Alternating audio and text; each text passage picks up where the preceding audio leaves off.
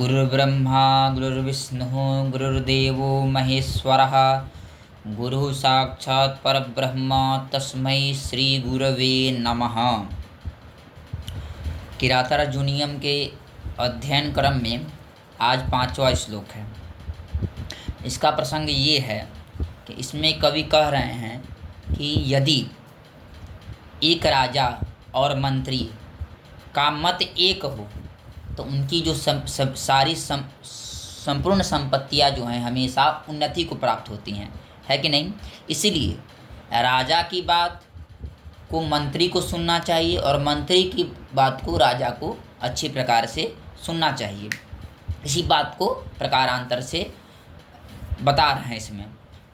सकिं सखा साधुन शास्ति योधिपं हितान्नयः संसृणुते सकिं प्रभुः सदानुकूलेषु हि कुर्वते रतिं नृपेष्वमात्येषु च सर्वसंपदः। कहते हैं कि यह का मतलब जो का ये जो अमात्य मतलब होता है मंत्री, जो मंत्री गुप्तचर इत्यादि या फिर मित्र। यह अधिपम मतलब स्वामिनम राजानम, अधिपम मतलब स्वामिनम राजानम। यह जो मंत्री अपने स्वामी को साधु मतलब अच्छी प्रकार से न शास्ति, न मतलब नहीं उपदेश देता है कि नहीं। यह जो अमात्यादि मतलब अमात्य का मतलब होता है मंत्री। अधिपम मतलब अपने स्वामी को राजा को, साधु मतलब अच्छी प्रकार से न शास्ति नहीं उपदेश देता है, मतलब अच्छी प्रकार से उपदेश अच्छी बातों को नहीं बताता है, जानता कुछ और है बताता कुछ और है। स किम सखा, स मतलब वह कौन, वह जो अच्छी प्रकार से शासित नहीं करता है वह किम सखा मतलब किम मतलब होता है कुत्सित मतलब दुष्ट। क्या है? दुष्ट। किम सखा मतलब कुत्सित मित्र है, अच्छा मित्र नहीं है, खराब मित्र है।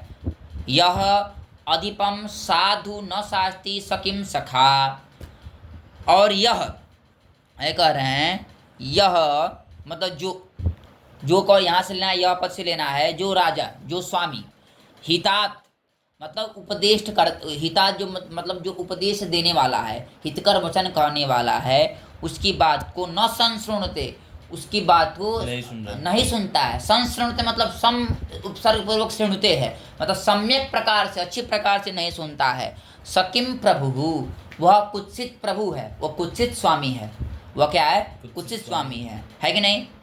यह मतलब यहाँ से जो राजा इत्यादि जो राजा हैं स्वामी है। हितात मतलब जो उपदेश करता है, उसकी बात को, जो हित के बात को कह रहा है, उसकी बात को संसृणुते न संसृणुते अच्छी प्रकार से नहीं सुनता है, वह कुत्सित क्या है? कुत्सित राजा है। सकिम प्रभु क्योंकि ही अब देखना, ही मतलब क्योंकि नृपेषु अमात्येषु च, राजाओं और अमात्यों के, राजा और मंत्री, अमात्य मतलब मंत्री, राजाओं में और मंत्रियों में परस्पर अनुकूलेषु, यदि ये दोनों अनुकूल है, राजा और मंत्री परस्पर क्या है? अनुकूल है। नृपेषु अमात्येषु च अनुकूलेषु, ये दोनों जब परस्पर अनुकूल रहेंगे तो सर्व संपदा जो सारी संपत्तियां हैं, कृषि का जो संपत्ति है, धन धान्य जो हैं, सब सर्व संपदा सिद्धि में संपत्तियां हैं, रतिम कुरुते हमेशा वृद्धि को प्राप्त होती हैं, हमेशा क्या करती हैं? वृद्धि करती हैं। आएगा नहीं? क्लियर हो गया? आगे चलें। निसर्ग दुर्बोधमबोध विक्लिवा क्व भूपतीनां चरितं क्व जन्तवः तवानुभावोऽयमवेदयन्मया निगूढतत्त्वं नयवर्त्म यहाँ तदा नहीं तवा है, तवानुभाव है नहीं। अब इसमें जो है, जो गुप्तचर है अपने अहंकार को दूर कर रहा है कि नहीं, अपने अहंकार को मिटा रहा है कि मैंने इतनी बड़ी बात को ज्ञात करके आइए, मेरा कोई उसमें वो नहीं है, सब आप ही का प्रभाव है। कह रहे हैं निसर्ग दुर्बोध मबोध विक्लिवा, है कि नहीं।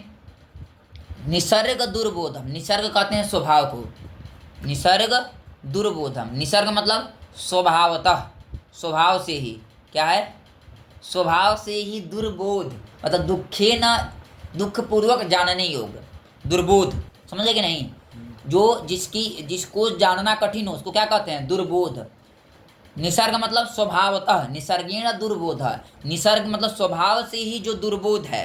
कौन दुर्बोध है, भूपति नाम चरितम, राजाओं का जो चरित्र है, राजाओं की जो नीति है, तो क्या है, स्वभाव से ही दुर्बोध है।